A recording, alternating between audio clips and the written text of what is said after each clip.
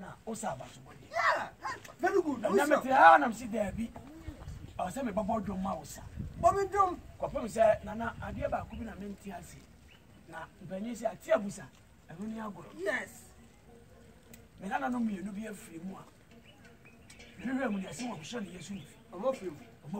Omo. Ana mutumi usa. Ana pressure ne se wo na wakum. Me. Na hwe manim na ehu ana sam kulipa. He do che me panyina oba so Yesu na o de pressure kansem.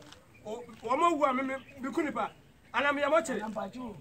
Edubi wo ni mu ore. Ho ni edubi. Ono so ya bobe. Ana krobe na afro mo tete ala. Kosi. O de se ntambe busa sa ati abusa ni abu mama busa na ka wo. Me ba. Busa na no mama. Order for sharp. Order for tipo. Read.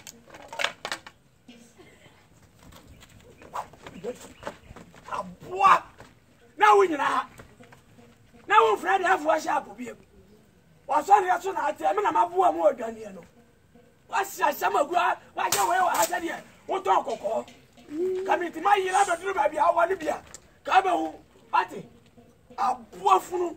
Wo hu anya fese wo asan ya so niema. Asiampa nyini. Wo ti ana kwahye sem na wudi. Krofo asachla no. Wo sachla. Hey.